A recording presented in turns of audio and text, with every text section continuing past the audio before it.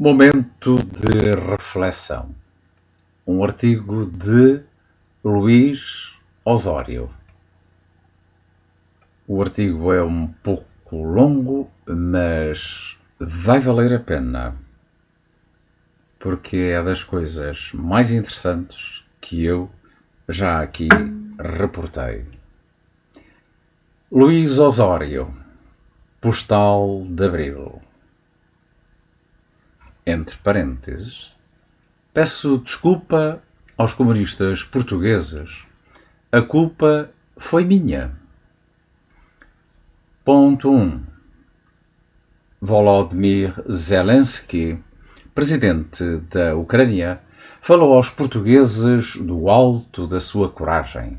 Espantosa a sua transformação, a força que nos faz pequenos, o modo como está disposto a ir até às últimas consequências, a pouca importância que dá à sua vida quando comparada com o destino da Ucrânia. Falou diretamente aos portugueses, colocou-nos perante dilemas, em alguns casos inultrapassáveis, mas que nos retiraram da zona de conforto. Os seus argumentos incomodam e violentam-nos. Por um lado, queremos ajudar, dizer-lhe que estamos aqui e disponíveis para o que for preciso. Por outro lado, apenas lhe podemos oferecer palavras e sanções para a Rússia, sem lhe poder garantir que vamos a jogo. Como poderemos ir a jogo tão cruelmente maniatados pelo arsenal nuclear de Putin? Ponto 2.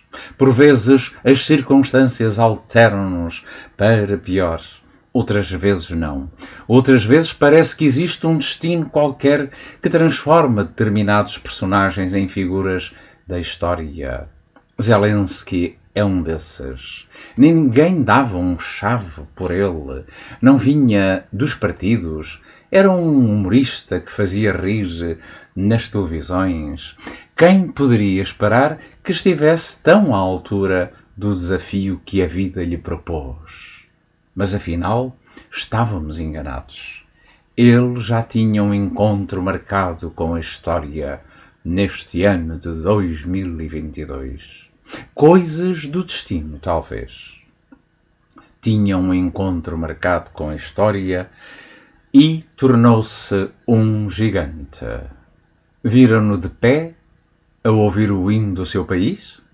Viram-lhe os olhos a brilhar, as mãos fechadas, a dignidade e a coragem de tudo aquilo?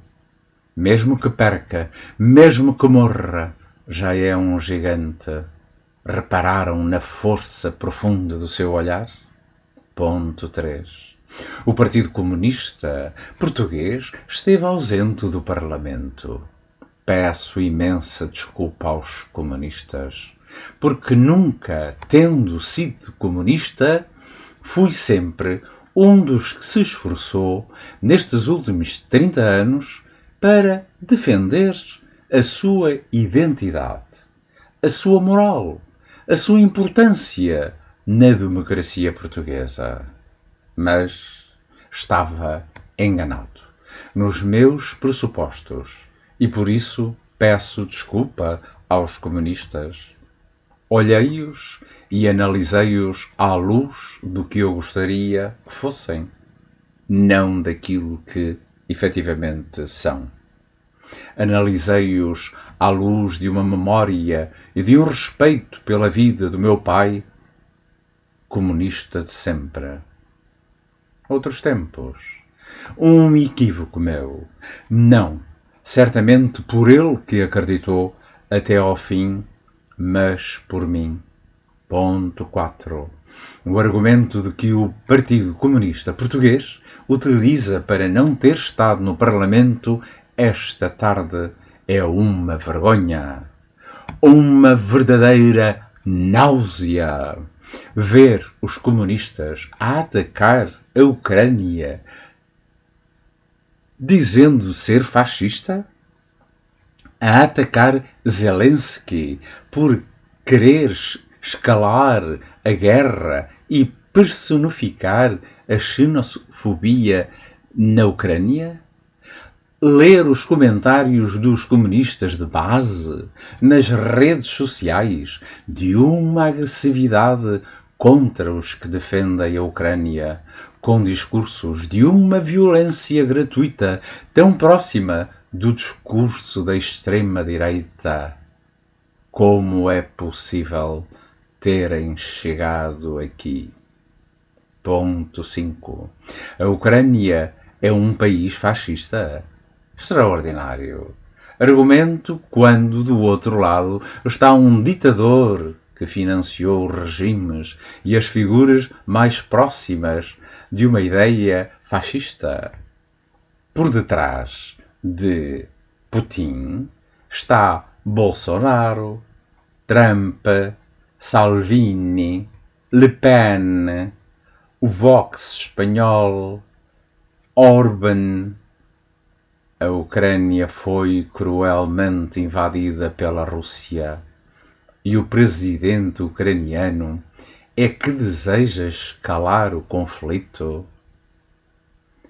Há milhares e milhares de mortos, gente que foi degolada, violada, morte à frente dos filhos e dos pais.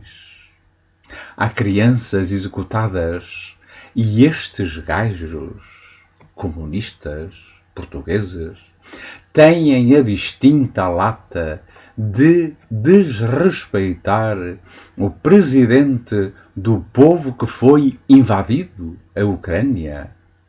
A distinta lata de deixarem as suas cadeiras vazias quando ali estava alguém que corajosamente defende a sua pátria de uma bárbara invasão. E ainda falam de paz. Os ucranianos são fascistas. Mas os comunistas portugueses sabem qual foi a percentagem do partido fascista ucraniano nas últimas eleições?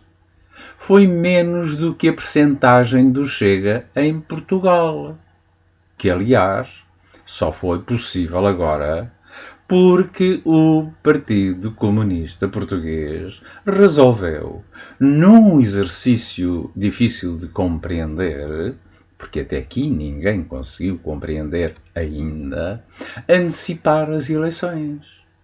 Estas últimas eleições ocorridas em Portugal. E até António Filipe, do Partido Comunista, uma espécie de moderado, vem com uma ironia sobre um fascista português que devia ter sido convidado para assistir ao discurso. Como é possível, António Filipe? Há pessoas a morrer e são milhares. Já vai em perto de 500 000. Há pessoas em agonia. Há milhões de ucranianos em fuga. Já vai mais de 5 a 6 ou 7 milhões. Não têm onde dormir. Há pessoas raptadas que vão para outros lados da Rússia levadas à força. E as crianças, como brincar com uma coisa assim? Ainda por cima, quando sabemos que a ajuda do fascista Mário Machado não foi aceita pelos ucranianos. Não sei se o PC irá desaparecer ou não. Abro aqui um parênteses para eu, Manuel Jorge, dizer que sim, estou crente que o Partido Comunista Português vai desaparecer e muito esperançoso que todos os portugueses possam ver também este documento de Luís Osório e que, se aquilo que passa nas televisões se não os convenceu, ao menos alguém que fala com esta alma, como Luís Osório, de uma maneira tão correta e que põe aqui os pontos nos is para quem tenha dúvidas, pois eu digo que o Partido Comunista Português vai desaparecer. Continuando o articulista, mas sei que Zelensky falou do 25 de Abril e da força da liberdade num Parlamento onde a larguíssima maioria dos portugueses está representada. Acredito também que a maioria dos que votaram nesse PCP estiveram hoje de corpo e alma com quem foi morto e agredido em combate pela libertação do seu país. Apesar da ausência dos deputados que elegeram, meia dúzia, os verdadeiros comunistas só podem ter-se comovido com quem tão corajosamente combate contra a barbárie que vem da Rússia. De Luís Osório, lido aos microfones da Rádio Manel Star Portugal, para o mundo.